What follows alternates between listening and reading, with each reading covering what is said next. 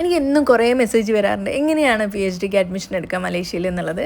PhDക്ക് മാത്രമല്ല, ബാച്ചിലേഴ്സ് ആണെങ്കിലും മാസ്റ്റേഴ്സ് ആണെങ്കിലും നമുക്ക് എടുക്കാൻ പറ്റുന്ന രീതി എന്ന് വെച്ചാൽ ഡയറക്റ്റ് അപ്ലൈ ചെയ്യാന്നുള്ളതാണ്. ഒരു ഏജൻറ്റിന് വഴിയൊന്നും പോകേണ്ട കാര്യമില്ല കേട്ടോ. അത് മലേഷ്യയിൽ ഏത് യൂണിവേഴ്സിറ്റിയിലാണെങ്കിലും നിങ്ങൾ ഏത് യൂണിവേഴ്സിറ്റിയാണോ പഠിക്കാൻ ആഗ്രഹിക്കുന്നത് അവരുടെ വെബ്സൈറ്റിൽ പോവുക, എന്നിട്ട് നിങ്ങൾ അഡ്മിഷൻ എടുക്കുക. ഡയറക്റ്റ് അവിടെ ഒരു സ്റ്റുഡൻറ്റ് ID സ്റ്റുഡൻറ്റ് പോർട്ടലിൽ പോവുക. സ്റ്റുഡൻറ്റ് പോർട്ടലിൽ പോയി എന്ന് വെച്ചാൽ നിങ്ങൾക്കൊരു സ്റ്റുഡൻറ്റ് ID ക്രിയേറ്റ് ചെയ്യാൻ പറ്റും. നിങ്ങൾക്ക് നിങ്ങളുടെ മെയിൽ IDയും ഒരു പാസ്വേഡും വെച്ചിട്ട് നിങ്ങൾക്ക് ക്രിയേറ്റ് ചെയ്യാൻ പറ്റും.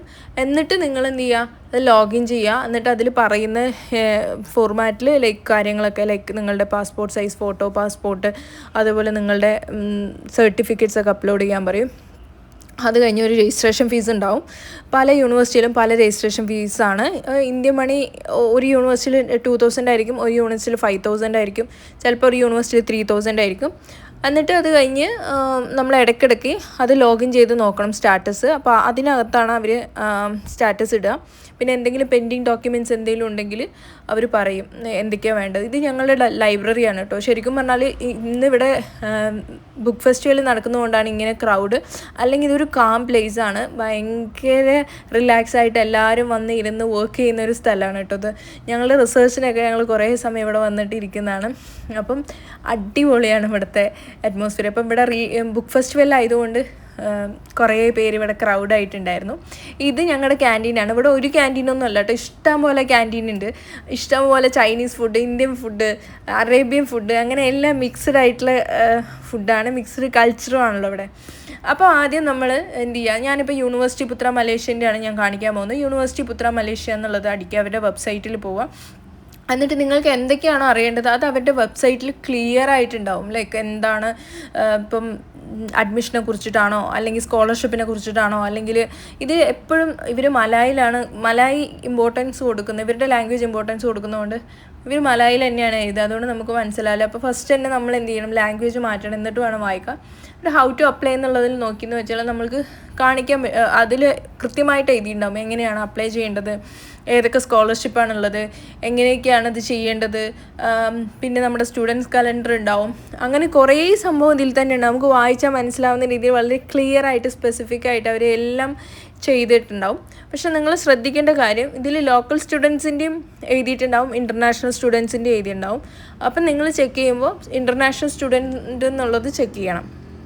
ഓക്കെ, എന്നിട്ട് നിങ്ങൾ എന്ത് ചെയ്യണം, സ്റ്റുഡൻറ്റ് പോർട്ടൽ എടുക്കുക. സ്റ്റുഡൻറ്റ് പോർട്ടൽ എടുത്താൽ നമ്മൾക്ക് അവിടെ നമ്മളുടെ ഒരു ID ക്രിയേറ്റ് ചെയ്യാൻ പറ്റും. ഇതുണ്ടോ, ഇൻ്റർനാഷണൽ അഡ്മിഷൻ. ഇതിൽ നമ്മൾക്ക് നോക്കാം ഫൗണ്ടേഷൻ കോഴ്സാണോ, അല്ലെങ്കിൽ ബാച്ചിലേഴ്സ് ആണോ, മാസ്റ്റേഴ്സ് ആണോ, PhD ആണോ എന്നുള്ളത് നോക്കാം.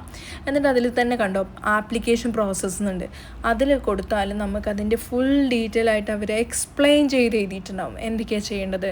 ഫസ്റ്റ് സെമസ്റ്ററിൽ എത്ര ഫീസ്, സെക്കൻഡ് സെമസ്റ്ററിൽ എത്ര ഫീസ്, ആപ്ലിക്കേഷൻ പ്രോസസ്സ് സ്റ്റെപ്പായിട്ട് അവർ ഗ്രാഫ് വരെ ചെയ്തിട്ടുണ്ടാവും. അതങ്ങോട്ട് ചെയ്താൽ മതി. അല്ലാതെ നിങ്ങളിങ്ങനെ പുതിയതാണെന്ന് പറഞ്ഞിട്ട് പേടിക്കേണ്ട കാര്യമൊന്നുമില്ല. നമുക്ക് അവിടെ നിന്ന് തന്നെ എല്ലാ അഡ്മിഷനും ശരിയാക്കി പാസ്പോർട്ട് സബ്മിറ്റ് ചെയ്യേണ്ട ടൈമിൽ മാത്രം ഇങ്ങോട്ട് വന്ന് പിന്നെ യൂണിവേഴ്സിറ്റിയിൽ വന്ന് പാസ്പോർട്ട് സബ്മിറ്റ് ചെയ്ത് അങ്ങനെ ക്ലാസ്സിൽ കയറാം. അത്രയേ ഉള്ളൂ. അതിൽ കൃത്യമായിട്ട് ഫീസ് സ്ട്രക്ചറും എല്ലാം എഴുതിയിട്ടുണ്ടാവും. ഓക്കെ, അപ്പോൾ ഈ ജനറൽ എൻട്രി റിക്വയർമെൻറ്റ്സ് നോക്കുക. എന്തൊക്കെ എൻട്രി, ബാച്ചിലേഴ്സ് ആണെങ്കിൽ +2 സർട്ടിഫിക്കറ്റ്, പാസ്പോർട്ട്.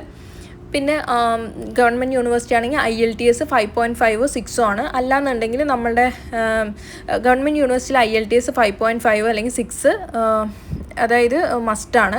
അതേസമയം പ്രൈവറ്റ് യൂണിവേഴ്സിറ്റിയിൽ അങ്ങനെയില്ല. പ്രൈവറ്റ് യൂണിവേഴ്സിറ്റിയിൽ നമ്മൾ പഠിച്ച സ്കൂളിലെ medium of instruction letter English ആണെന്നുള്ളത് ആ ലെറ്റർ സബ്മിറ്റ് ചെയ്താൽ മതി.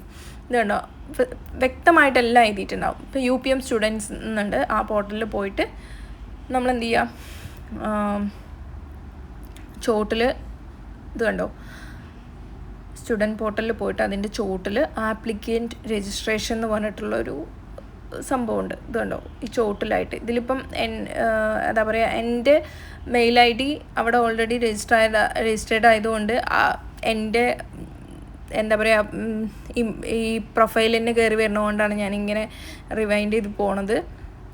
ഇതിൽ കണ്ടോ അക്കാദമിക് കലണ്ടർ കാണിക്കേണ്ടത്. ഇതിൻ്റെ ചോട്ടിൽ കണ്ടോ ആപ്ലിക്കൻ്റ് അക്കൗണ്ട് രജിസ്ട്രേഷൻ ഉണ്ട്. അത് ക്ലിക്ക് ചെയ്യാം. ആപ്ലിക്കൻ്റ് അക്കൗണ്ട് രജിസ്ട്രേഷൻ ക്ലിക്ക് ചെയ്താൽ നമ്മളുടെ ഡീറ്റെയിൽസ് കണ്ടോ ക്ലിയർ ആയിട്ട് ഇവിടെ എഴുതാനുള്ള ഒരു സ്പേസ് ഉണ്ട്.